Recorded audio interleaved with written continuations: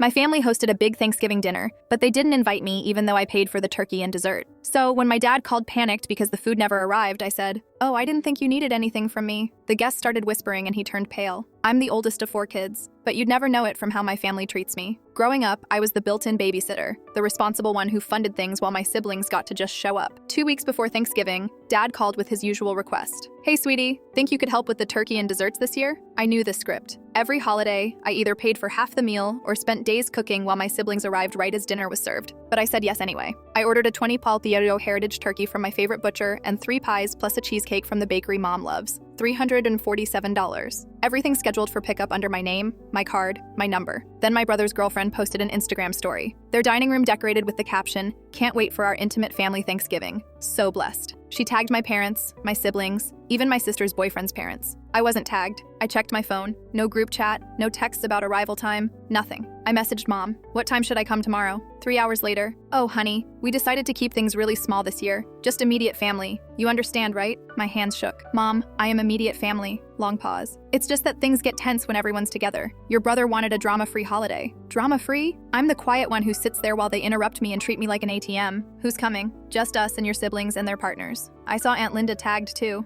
Another pause. "We thought you wouldn't mind sitting this one out. You're so independent anyway." I called immediately. She answered annoyed. "I'm cooking. What is it? Did you really uninvite me from Thanksgiving?" "We didn't uninvite you. We just made different plans. Everyone else is coming. My brother's girlfriend of 6 months gets to come, but I don't?" She sighed that sigh. "We've made our decision. You can come to Christmas." I hung up, staring at my phone. Then I remembered the turkey, the desserts, all under my name. I called the butcher. "Hi, I need to change my pickup location to my apartment instead." "No problem at all." The bakery was just as easy. Then I texted my real friends, the ones who'd been asking me to do Friendsgiving for years. "Hosting Thanksgiving at my place tomorrow. You in?" 6 people said yes within an hour. Thanksgiving morning, I picked up my beautiful turkey and pies, set my table, put on music. At 11:30, Dad called. "Where is the turkey?" he shouted. "Good morning, Dad. The butcher says someone already picked it up and the bakery has no record." I sipped my coffee. "That's weird. You placed the order." "Oh, right, for my Thanksgiving dinner." Silence. "I'm hosting this year at my apartment. Since I wasn't invited to yours, I'm using the food I paid for." "You can't be serious." "Why not? You said I wasn't part of your immediate family plans." Background voices got louder. My aunt. "Wait, she's not coming? But she always handles everything." Dad's voice dropped to guilt mode. "Your mother is devastated. We have 23 people showing up in an hour with no main course." 23. That's a pretty big, small, intimate gathering you didn't want me at. "You're really doing this to your family?" "I'm not doing anything to you.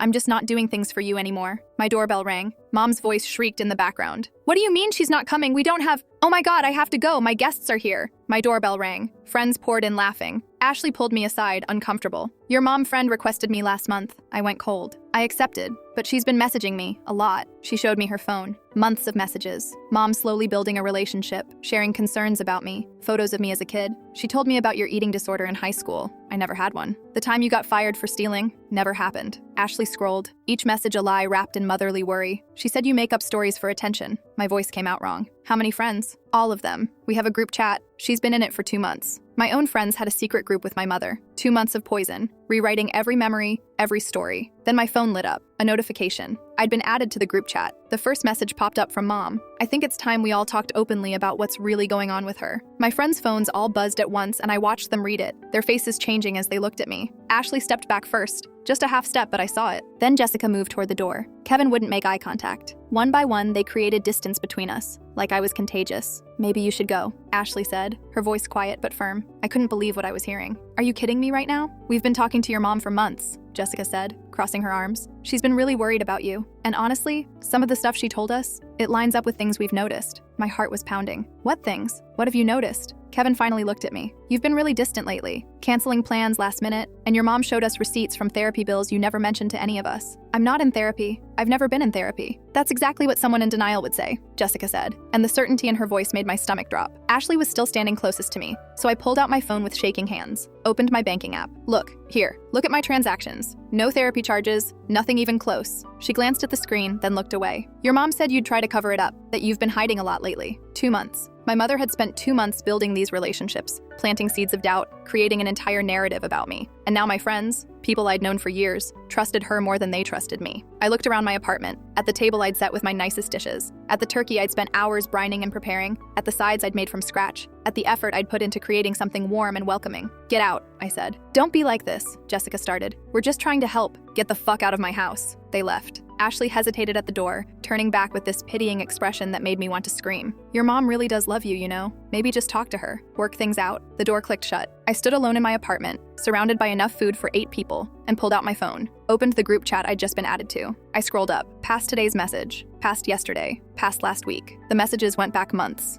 4 months, to be exact. 4 months of my mother carefully, methodically poisoning every friendship I had. I kept scrolling, reading. She'd start with something innocuous. Hi, Ashley. So glad we connected. She's mentioned you so many times. Then slowly, over weeks, she'd share concerns, always framed as worry, always with just enough detail to seem credible. I'm probably overstepping, but has she seemed off to you lately? I found some concerning receipts. I don't want to pry, but as her mother, I'm worried. She's been through so much. The eating disorder in high school nearly destroyed her. Lie after lie after lie, wrapped in maternal concern. And my friends had eaten it up. They'd created a whole separate chat to discuss me, to compare notes about my behavior, to validate my mother's manufactured worry. I looked at the date of the first message, October 2nd. I pulled up my calendar and scrolled back. October 1st, the day I told my brother I wouldn't lend him $800 for his girlfriend's birthday trip to Miami. That's when it clicked. I'd been setting boundaries more often, saying no, pulling back from the constant requests and demands. And my mother had seen it happening and built a failsafe. If I ever tried to leave completely, I'd have nowhere to go.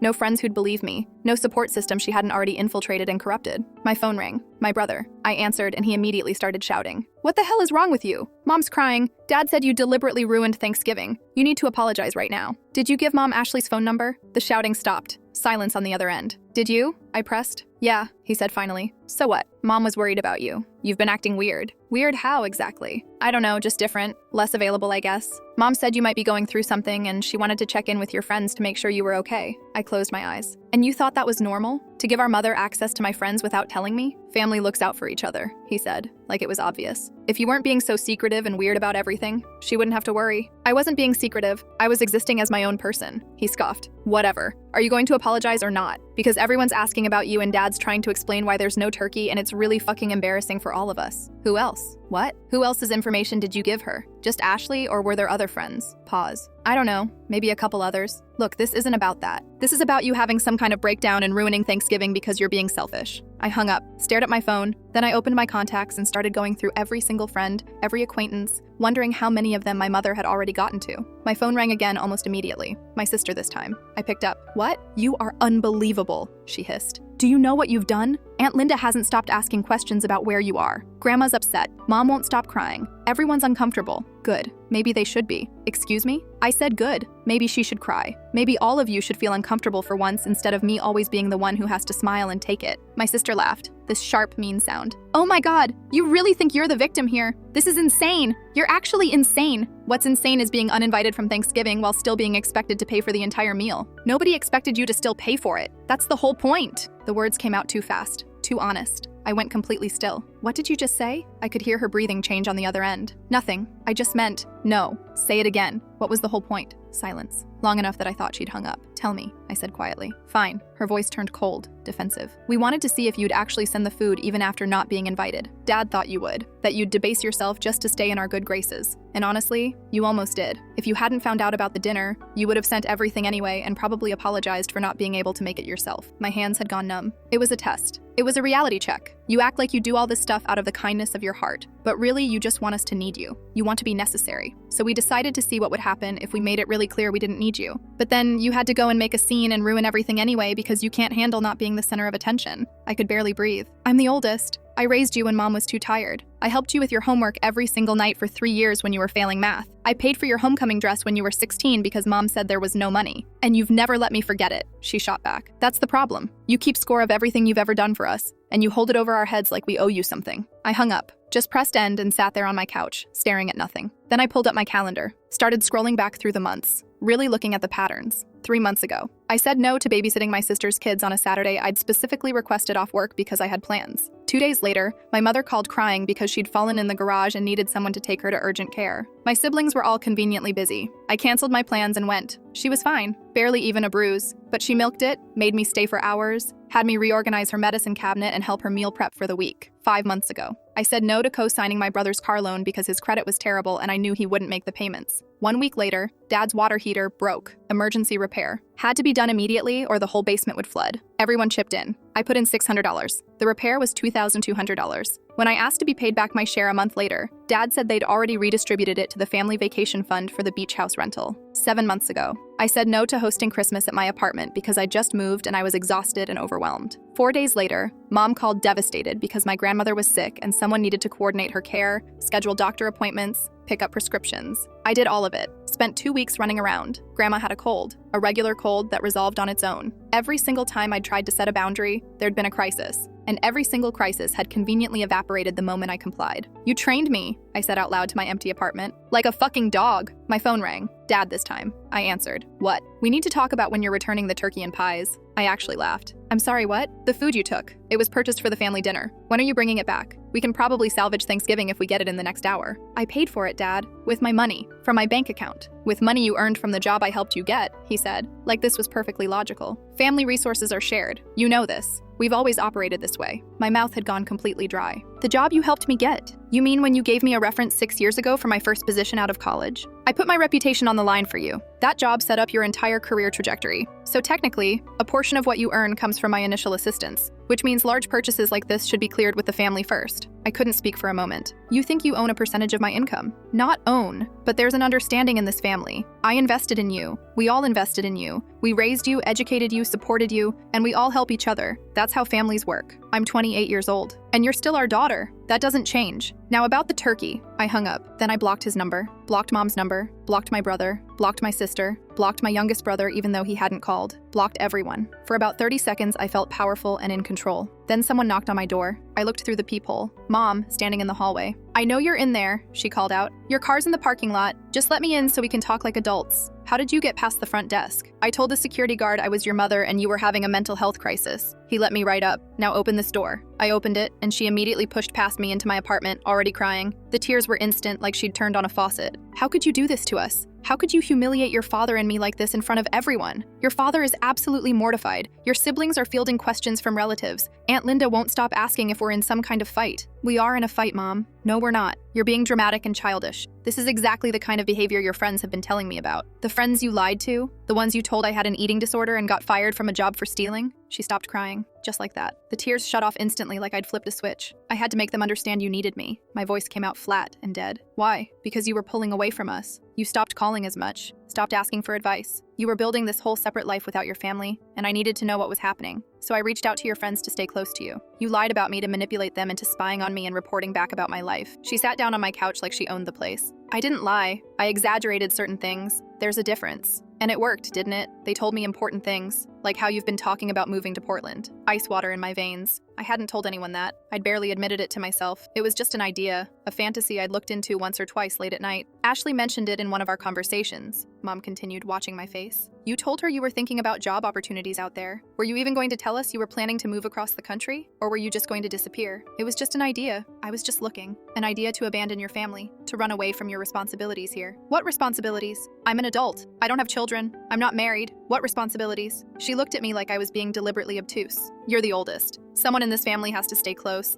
has to be available, has to actually care about maintaining the family unit. Your siblings are too wrapped up in their own lives. Your father and I aren't getting any younger. It was always going to be you." "Always going to be me?" "Yes." She said it simply, matter-of-factly. "You're good at taking care of things. You're responsible and capable. You don't have kids tying you down or a serious partner. It just makes sense. So you decided my entire life path without ever asking me what I wanted. We raised you. We know you better than you know yourself. And yes, I've been monitoring the situation to make sure you stayed on track. That's not manipulation. That's good parenting. That's caring." I walked to my door and opened it. "Get out. No. Get out or I'm calling the police." She stood up, and her face hardened into something I'd never seen before. "You call the police on your own mother, and you will never come back from that. Everyone will know exactly what kind of person you really are, and you'll be completely alone. They already think I'm crazy because you told them I am, so I literally have nothing left to lose." She stared at me for a long moment, then walked to the door, but she stopped in the doorway and turned back. "You're going to regret this. When you're alone, and you realize you need us, we won't be there, and it'll be completely your own fault." The door closed. I locked it, put on the chain. Then I sat down on my floor and cried for 20 minutes straight. When I was done, when I had no tears left, I opened my banking app, started going through every single account I had, checking, savings, the emergency fund I'd built up over years. And there it was, my savings account. The one I'd opened when I was 17 with my mom's help. The one I'd meant to remove her name from when I turned 18, then 21, then 25, and just never got around to because I trusted her. I started scrolling through transactions. And I found them. Small withdrawals I'd never made. $50 here, $100 there, sometimes $75. Never the same amount twice. Never enough to trigger an alert. Never enough to really notice unless you were specifically looking for a pattern. Going back years. I sat there on my floor with my laptop and added them up. Every single withdrawal I hadn't made. $3,147. I called the bank right then,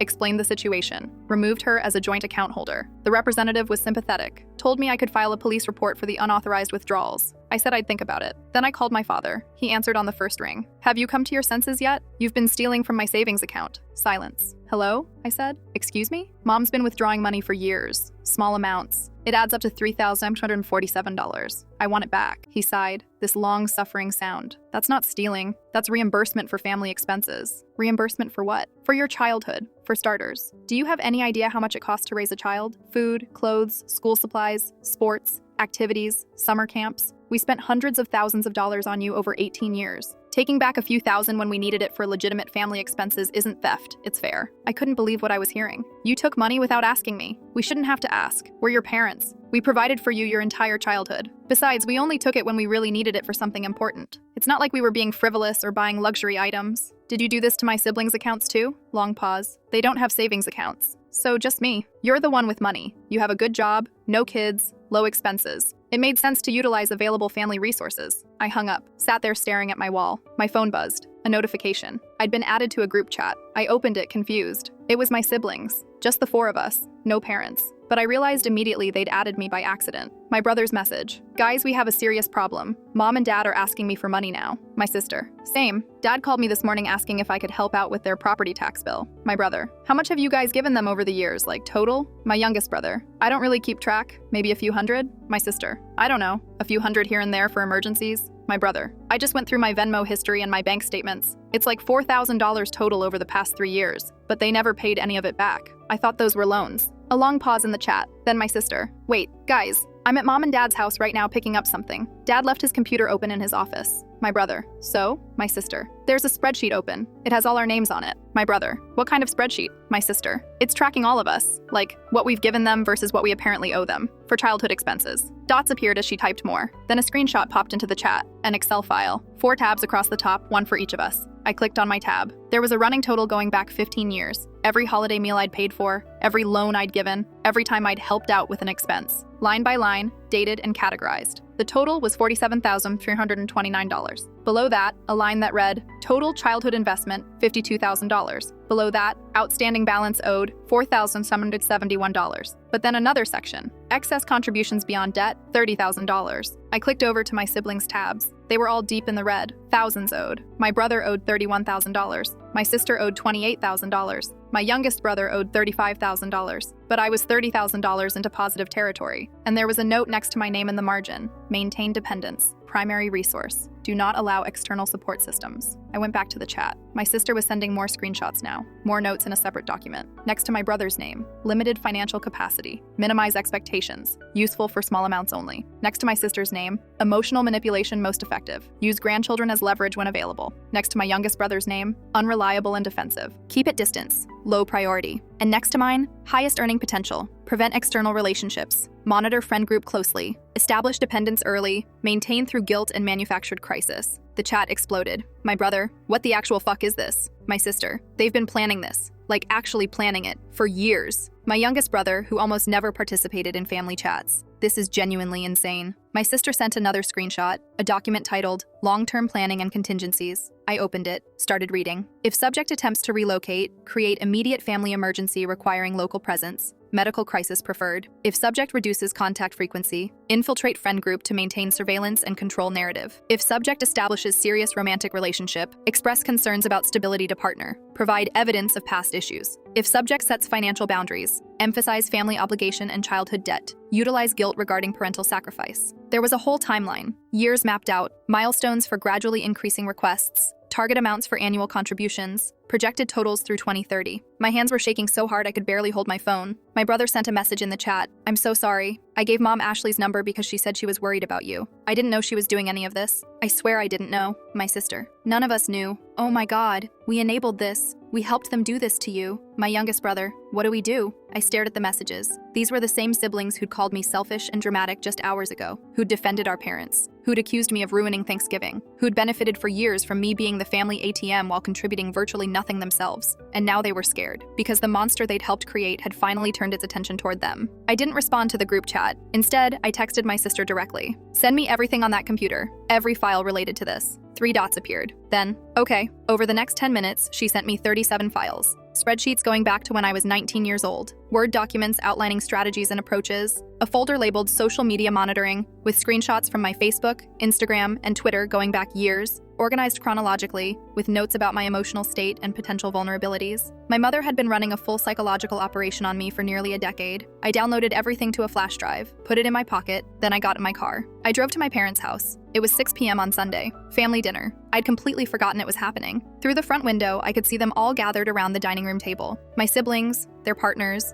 my parents sitting at the head and foot of the table like a king and queen holding court. I still had a key. I didn't knock. I just unlocked the door, walked through the house, and went straight into the dining room. I put the flash drive on the table in the middle of all their plates. "What's this?" Dad asked, annoyed at the interruption. I didn't answer. Instead, I pulled out my phone, found the main spreadsheet file my sister had sent me, and airdropped it to the smart TV they kept mounted on the dining room wall for displaying family photos during meals. It took a few seconds to connect. Then the spreadsheet appeared on the 50-inch screen. Every number, every note, every calculation, every manipulation in crisp, high definition. My brother's girlfriend stopped mid-bite, fork frozen halfway to her mouth. My sister's boyfriend stood up from his chair to get a closer look. My youngest brother just stared at the screen with his mouth open. My parents didn't look surprised at all. Mom put down her fork carefully. "We can discuss this privately." "No," I said. "We're discussing it right here, right now, in front of everyone." Dad sighed like I was being tedious and unreasonable. "It's exactly what it looks like. We created a financial plan to ensure our family unit remained close and functional. Is that really so terrible? You manipulated me for years. We guided you," Mom corrected. "You were always the most capable, the most responsible of our children. We knew you'd be the one to take care of us as we got older. So yes, we made sure you stayed available. We made sure you didn't build a life that would pull you away from your family obligations." Family obligations? Yes. She said it firmly, like it was the most natural thing in the world. "We raised you. We fed you, clothed you, educated you, supported you. You owe us. That's how families work. I've given you $47,000, and we spent $52,000 raising you," Dad interjected. "You're still in debt according to basic accounting." I turned to look at my siblings. They were all staring at the TV screen like they were seeing our parents clearly for the very first time. "Did any of you know about this?" I asked them. My brother shook his head slowly. My sister looked like she might actually vomit. My youngest brother just said quietly, "This is really fucked up." I turned back to my parents. "You infiltrated my friend group. You invented an eating disorder and a job firing to make them think I was mentally unstable. You tracked my boundaries and created fake emergencies specifically designed to break me down whenever I tried to say no. You've been stealing from my bank account for years." "We didn't steal," Dad said calmly. "We borrowed from available family resources, and only when we truly needed it. You took $3,147 without permission, and according to this spreadsheet you've been maintaining, I'm actually $30,000 positive on your insane family investment scheme. So you owe me $33,947 total." Mom actually laughed. She laughed. "We don't owe you anything. That money was given freely out of love. It was coerced through systematic manipulation and manufactured crises. It was family helping family," she said. "If you chose to interpret normal family dynamics as manipulation, that says more about you than it does about us." I looked at my siblings again. My brother was reading through the spreadsheet on his phone now, scrolling through his own tab, his face getting paler with every line. My sister had her hand over her mouth. My youngest brother looked genuinely shocked, but none of them were saying anything. None of them were defending me or backing me up. They were just sitting there, relieved that it was me and not them.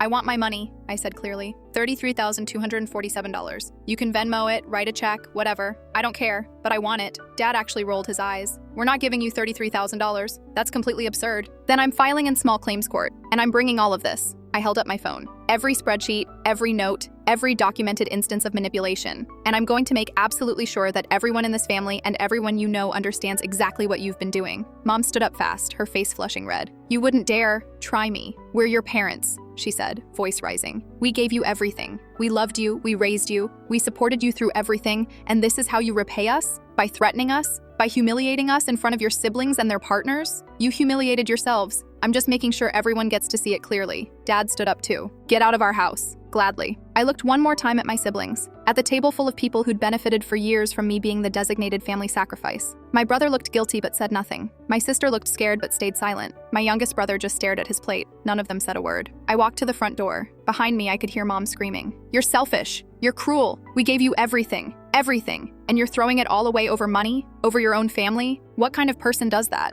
I stopped at the threshold and turned around one last time. "You didn't give me everything. You took everything and then convinced me I owed you for it." My mother's face twisted into something ugly, something I'd never seen before, something that had probably always been there but hidden. "Fine, leave then, but don't you dare come crawling back when you're all alone and you need us, because we won't be here. You're nothing without this family. Nothing." I walked out, got in my car, sat there for a moment, then I blocked every single one of them. Every number, every social media account, every possible point of contact. Through the window, I could see my mother still screaming at my father, my siblings sitting frozen at that table, and I knew with absolute certainty that they genuinely believed they were entitled to everything they'd done, that in their minds, I was the villain for finally saying no. I started my car and drove away.